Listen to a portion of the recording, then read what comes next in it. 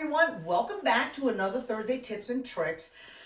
I don't know whether this happens to you, but it happens to me all the time anymore. I get so sidetracked from one thing to the next thing, and that's what happened last week. I was looking at my fall table runners because we were talking about leaves and scrap quilts, and I came across this gorgeous table runner top, still not quite finished, and I saw that beautiful border print on there, and I thought, using border prints might make a very good tips and tricks session because we all love them, but sometimes we're a little apprehensive about buying them because we don't know how to deal with them. So I'm going to talk to you today about a couple things. I'm going to talk to you about what you should look for when you're looking at your border prints, what you should think about when it comes to purchasing the border prints, and also how you might be able to use the border prints in something other than just a border. Now, what border prints tend to give a little extra pizzazz to our projects. And all of the projects here have border prints in them. This project right here is made from my Diamonds and Pearls pattern, and that pattern, when I did it, just had a plain border around the outside. But when my friend Diane decided to make this quilt, she chose this beautiful border print to be her focus, and then she chose the rest of the colors to go along with the border print that was there. But the fact is, you can use border prints when they're not called for, or you can look for patterns that specifically use border prints, which is what I did in my masquerade pattern. My masquerade pattern has both these two projects as well as a table runner project in it. So you can look for them and use them interchangeably. You don't have to look for them specifically and for a specific size. Now, when you go to a store and you see border prints, these are some of the things you should think about. First of all, the scale of the print. They come in all different sizes. This is a print that I had from a long time ago. It is a very small border print type fabric. Worked great when I was working with miniatures. This was exactly what I needed, but it would be very ineffective if I used it on a big quilt. There are some border prints out there that are very large, and boy, you put this around a king-size quilt and it's going to be a spectacular finish. But not only do you want to look at the size of the print, but look at the number of repeats that you have in the print, because this is what catches my eye, and this is probably what I would use. But when I look at the print itself, there's one of those here.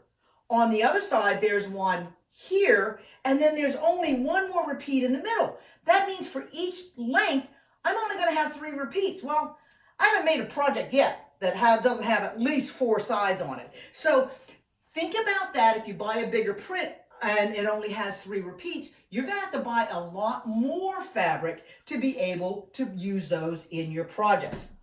Now, most of our border prints are printed with those kind of repeats in mind. Some of them have border print patterns that are repetitive. So this one doesn't have very many. It doesn't really have an up and a down or right side and wrong side. I could use just the dark. I could use just the light, or I could cut halfway in between the lights, so I would have 2 lights on either side of the dark. I have lots of options here, but because of the number of repeats, I've got plenty of options to do. If you're working with a large size project, I would get at least 3 yards. One of the things I'm going to encourage you to do is not skimp when you're buying a border print. First of all, when they're gone, they are gone. And you're going to have a tough time if you decide that you want to do what Diane did on her border, which was miter the corners, if you don't have enough of the border print out of the starting gate. So we're going to talk next week about mitering, and we'll talk next week about the math, so that if you want to buy something, it'll be more clear how much extra you need to buy. But truly, don't skimp. Some of the border prints that you'll see out there are very directional. This one has a definite up, a definite down. There are 4 repeats of each one of the border prints. Each of the prints is a different size, which kind of makes it nice. And that same thing happened when I did this Halloween print here. But if this is something that's going to bother you, when I did mine, I faced all the feet of the cat toward the middle of the quilt, which means when I hang her on the wall, these cats are upside down. If that bothers you, don't buy this kind of border print, because the only way to really make it move smoothly around the project is to rotate that and have your caps upside down sometimes.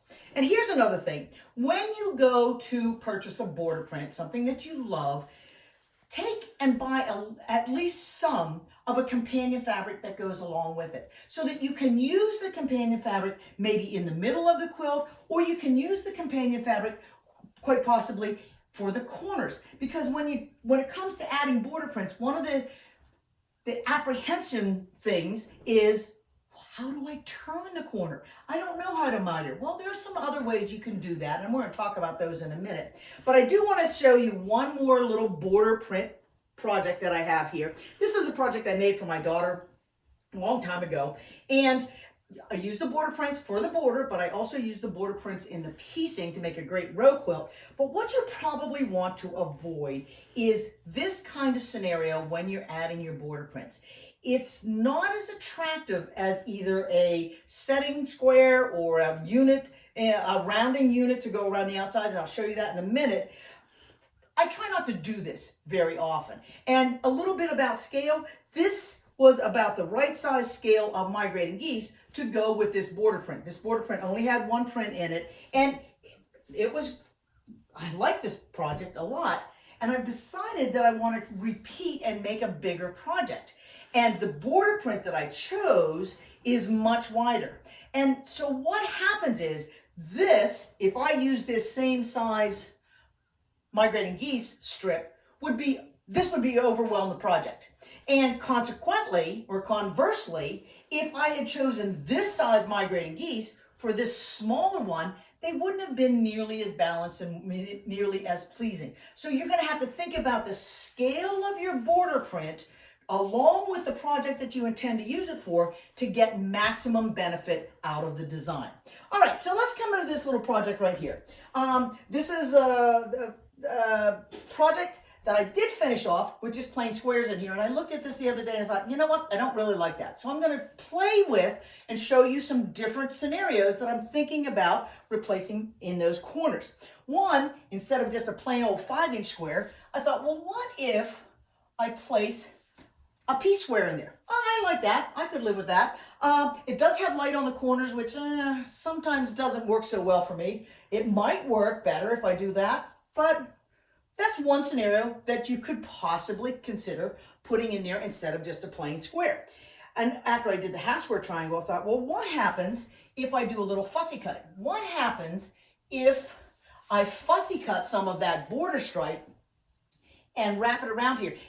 It looks okay, but it's a little disconcerting because of the brown stripes there. They don't match when they go around the corner. So this is probably not one that I would choose for this particular border print.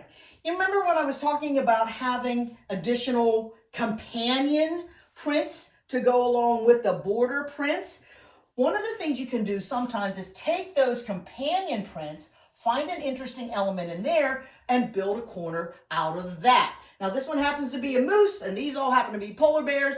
That's not going to work for me, but think about that for a future project for one of your quilt tops. This is another way that I turn the corners frequently. It's using the corner beam. And I naturally put dark in the middle and light on the two sides. That looks okay, but before I would make a decision, I would also take and make a sample of the reverse, where the beam is light and the corners or the outside edges are dark. And you're going to notice I'm not putting and making 4 of these. I'm making one corner out of some of the extra fabric that I buy so that I can play and come up with a corner that I really like.